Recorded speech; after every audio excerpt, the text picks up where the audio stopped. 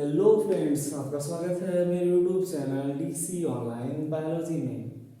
आप सभी के प्यार और सपोर्ट की वजह से आपका ये चैनल अब मोनेटाइज हो चुका है।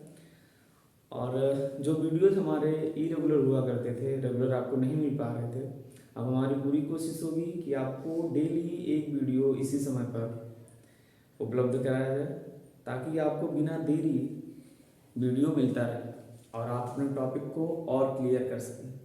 ठीक है, आज हम लेकर के आए हैं आपके लिए क्लास 10th का एक टॉपिक, आनुवांशिकता तथा जैव विकास। ये बहुत ही इम्पोर्टेंट महत्वपूर्ण टॉपिक है आपका, जो बोर्ड परीक्षा में अक्सर पूछा जाता है और बच्चे परेशान होते हैं। आज हम आपको नए तरीके से और बहुत ही आसान तरीके से बताएंगे, छोटे से बच्चे को भी समझ में आ जाएगा कि आनुवांशिकता क्या है और जैव विकास क्या है। चलो तो स्टार्ट करते हैं आज का हमारा ये क्लास।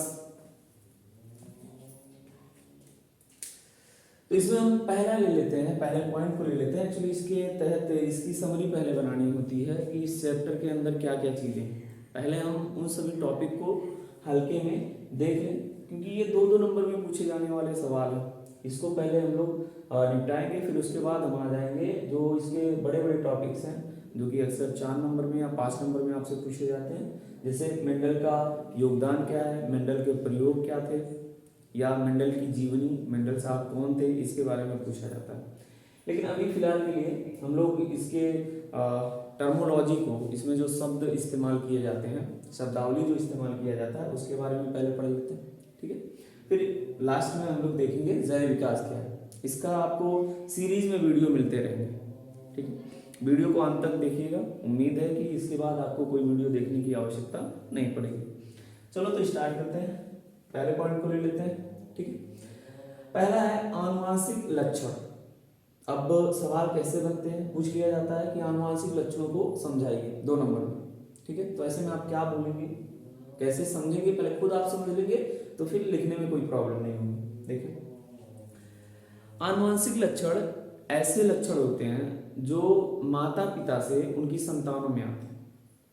ठीक है, आनुवांशिक लक्षण वो लक्षण होते हैं जो माता पिता से उनकी संतानों में आते हैं, इसे आनुवांशिक लक्षण कहते हैं। जैसे मान लो कोई पेरेंट्स हैं, ठीक है, ये गार्जियन, पेरेंट, माता पिता। अब इनके अंदर कोई लक्षण था, मान लो गुस्सा वाला लक्षण था, बहुत गुस्सैल टाइप के थे। मान लो किसी की मम्मी थी, वो अपने घर के खपरेल पे कौवा ना बैठने देती थी, इतनी गुस्सैल और इतनी झगड़ालू टाइप के। अब जब इनकी बिटिया तैयार होगी, जब इनकी बिटिया दुनिया में आएंगी, तो ये भी इसी टाइप की। ठीक है, मम्मी से भी एक कदम हवा से झगड़ा कर लेंगे। ठीक है, तो ये जो लक्षण मम्मी के अंदर था, मम्मी के अंदर जो लक्षण पाए जा रहे थे, वो उनकी संतान में पहुंचा। ठीक है, तो ये जो लक्षण है गुस्सा वाला, ये जो गुस्सा वाला लक्षण है, ये अगली पीढ़ी में पहुंच रहा है ना, संतान में पहुंच रहा है। तो इस लक्षण को, इस गुस्से वाले लक्षण को क्या नाम देंगे, आनुवांशिक लक्षण। क्या बोलेंगे इसे, आनुवांशिक लक्षण का नाम देंगे। ठीक है, कुछ लक्षण ऐसे होते हैं जो आनुवांशिक नहीं होते हैं, उन्हें उपार्जित लक्षण कहते हैं। क्या बोलेंगे, उन्हें उपार्जित लक्षण का नाम देते हैं, उन्हें उपार्जित लक्षण बोलेंगे। ये कौन से लक्षण, जैसे कुछ लक्षण हम दुनिया में आने के बाद बाहर के वातावरण से सीखते हैं। जैसे कोई व्यक्ति था, दुनिया में आया, उसको पहलवानी करना किसी ने बताया कि बहुत अच्छी चीज़ है, आप पहलवान बन जाए, बहुत नाम होगा, बहुत शोहरत होगा, पैसा मिलेगा आपको। और उसको ये बात पसंद आ गई, उसने क्या किया, पहलवानी करने का सोचा। ठीक है, ऐसे में वो पहलवान बन गया। लेकिन पहलवान तो बन गया, लेकिन ये जो लक्षण उसके अंदर आया पहलवानी वाला, ये कहाँ से आया, बाहर के वातावरण से आया, बाहरी वातावरण से, समाज से इसको प्राप्त हुआ ना। तो ये जो लक्षण है, इसे उपार्जित लक्षण कहते हैं। उपार्जित का मतलब ग्रहण किया हुआ। और कहाँ से ग्रहण किया हुआ, बाहरी समाज से, बाहरी वातावरण से ग्रहण किया हुआ, इसे उपार्जित लक्षण बोलेंगे। लेकिन मजेदार बात बताएं आपको, ये जो उपार्जित लक्षण है, मान लो ये पहलवान भैया, ये पहलवान, क्योंकि इनका जो पहलवानी वाला लक्षण है, ये जो पहलवानी वाला इनका लक्षण है, ये इन्होंने उपार्जित किया है, बाहर के वातावरण से लिया है ना, तो ये इनके संतान में तो जाने से रहा, अर्थात इनकी जो संतान उत्पन्न होगी उसके अंदर ये पहलवानी वाला लक्षण नहीं होगा। बात समझ रहे? तो आनुवांशिक लक्षण क्या होते हैं, उपार्जित लक्षण क्या होते हैं? आनुवांशिक लक्षण वे लक्षण हैं जो माँ बाप से संतानों में पहुंचते हैं, और उपार्जित लक्षण ऐसे लक्षण हैं जो एक पीढ़ी में तो रहेंगे, संचित रहेंगे, स्टोर रहेंगे, लेकिन अगली पीढ़ी में नहीं जा पाएंगे। जैसे भैया पहलवान थे, लेकिन उनके संतान जो थी वो बिल्कुल मरीज सी दुबली पतली उत्पन्न हुई, और उसमें पहलवान जैसे कोई लक्षण नहीं। जैसे कोई टीचर हो, कोई अध्यापक हो, उन्होंने ज्ञान अर्जित किया, किताबों को पढ़ा, ठीक से कोर्स किया, और उन्होंने ज्ञान अर्जित करके एक पद प्राप्त किया, अध्यापक का पद प्राप्त किया, लेकिन उनकी जो संतान आएगी दुनिया में, जरूरी नहीं है कि वो भी उतना ज्ञान रखती हो और वो भी आगे चल के टीचर ही बने, अध्यापक ही बने। क्यों?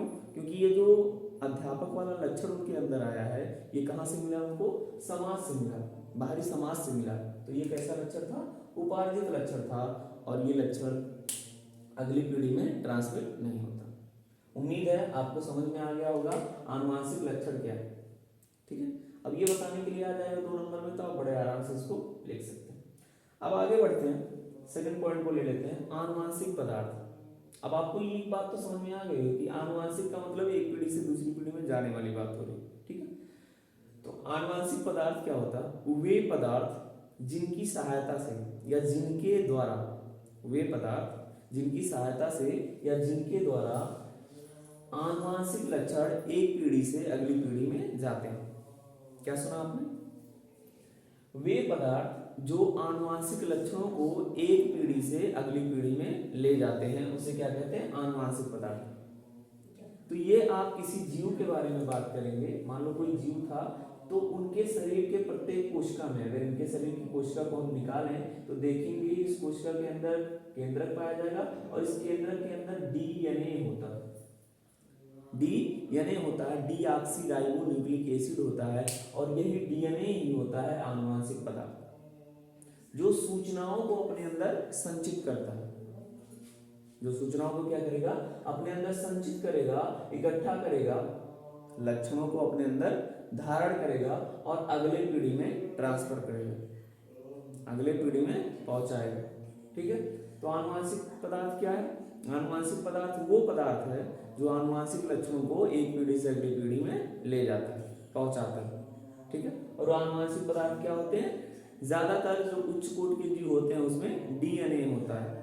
ठीक है, जिसका पूरा नाम डीऑक्सीराइबो न्यूक्लिक एसिड होता है। ठीक है, तो उम्मीद है आपको ये दोनों पॉइंट समझ में आ गए होंगे, एक आनुवांशिक लक्षण और दूसरा आनुवांशिक पदार्थ। अभी तीसरे पॉइंट पे आते हैं। ठीक है, इसको थोड़ा ध्यान से आप देखेंगे, क्योंकि इन सब में बहुत बारीक डिफरेंस है, बहुत छोटी छोटी बातें हैं जो आप गलत करते हैं और एग्जाम में आपके नंबर कट जाते हैं, क्योंकि बिल्कुल एक जैसे हैं, बहुत हल्का सा फर्क है। ध्यान दें। अभी देखेंगे हम लोग वंशागति। वंशागति क्या है? ध्यान दें। वंशागति वह प्रक्रिया है, क्या है? वंशागति वह प्रक्रिया है जिसमें, वंशागति वह प्रक्रिया है जिसके दौरान या जिसमें किसी जीव के शरीर से, ये कोई जीव, ठीक है, थोड़ा फनी होगा, ये कोई जीव है, इसके शरीर से आनुवांशिक पदार्थ के द्वारा आनुवांशिक लक्षण उसके संतान में जाते हैं। क्या सुना आपने? वंशागति वह प्रक्रिया है जिसके दौरान आनुवांशिक पदार्थ के द्वारा आनुवांशिक लक्षण अगली पीढ़ी में जाता है। तो इस प्रक्रिया को, इस प्रोसेस को क्या कहते हैं? वंशागति कहते हैं। समझ में आया आपको? वंशागति क्या है? आनुवांशिक लक्षणों का आनुवांशिक पदार्थों के द्वारा एक पीढ़ी से अगली पीढ़ी में वंशागत होना, ट्रांसफर होना, वंशागत कहलाता है। ठीक है, नेक्स्ट अगले पे चलते हैं। विभिन्नताएं क्या है? नेक्स्ट ले लेते हैं विभिन्नताएं, जिसको इंग्लिश में वेरिएशन बोलते हैं, ठीक है। विभिन्नताएं क्या होती हैं? जैसे आपने खुद महसूस किया होगा कि आप बिल्कुल अपने पिता के जैसे नहीं हैं, या बिल्कुल आप अपने मम्मी के जैसे नहीं हैं, या आप अपने भाई को देखे होंगे कि आपका भाई आपकी तरह बिल्कुल नहीं है, थोड़ा बहुत तो डिफरेंस है ना, आपकी तरह सोच रहा है ना, आपकी तरह बोलने का स्टाइल है ना, चलने का स्टाइल है आपके जैसा, तो थोड़ा बहुत तो अंतर आप देख पाते हैं, ठीक है। तो इन्हीं सब डिफरेंस को, इन्हीं सब असमानताओं को विभिन्नताएं कहते हैं। क्या सुना आपने? जनक संतान से अलग होते हैं, ये कोई संतान, ये इनके जनक, संतान जनकों से भिन्न होते हैं तथा अपने भाई बहनों से। अब ये संतान है, जरूरी थोड़ी है कि एक ही संतान हो, मान लो दूसरी कोई संतान है, तो ये संतान इस संतान से, मतलब ये दोनों आपस में भी डिफरेंट होंगे, अलग अलग होंगे, बिल्कुल एक जैसे नहीं होंगे। और ये जो बच्चा है, ये जो संतान है, ये बिल्कुल अपने पिता के जैसे नहीं होंगे, अपनी मम्मी के जैसे नहीं होंगे, कुछ विभिन्नताएं देखने को मिलती, ठीक है। तो अगर आपको परिभाषित करना है कि विभिन्नताएं क्या है, वेरिएशन क्या है, तो आप बताएंगे प्रत्येक जाति के सदस्यों में कुछ असमानताएं पाई जाती हैं।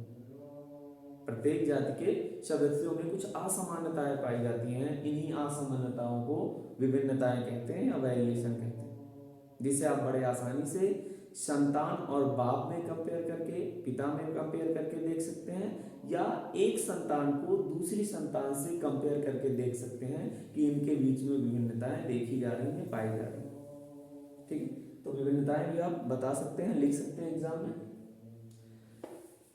तो ये सारे टॉपिक आपके कवर हो गए हैं। अब ये मेंडल का योगदान, मेंडल का योगदान थोड़ा लंबा है, वीडियो लंबा होता जा रहा है, इसीलिए मेंडल का योगदान हम लोग अगले वीडियो में देखेंगे। अब आपके ये वीडियो का सेशन लगातार चलता रहेगा जब तक आप बोर्ड परीक्षा में शामिल नहीं हो जाते, और अगर आप हमारे वीडियोस देखते हैं तो हम आपको गारंटी देते हैं कि आपके मार्क्स खास करके मेरे सब्जेक्ट में बहुत ही बेहतरीन होने वाले हैं, ठीक है। वीडियो को पूरा देखने के लिए बहुत बहुत धन्यवाद। अगर आपको वीडियोस पसंद आते हैं तो चैनल को सब्सक्राइब करें, वीडियो को लाइक करें और शेयर करें। धन्यवाद।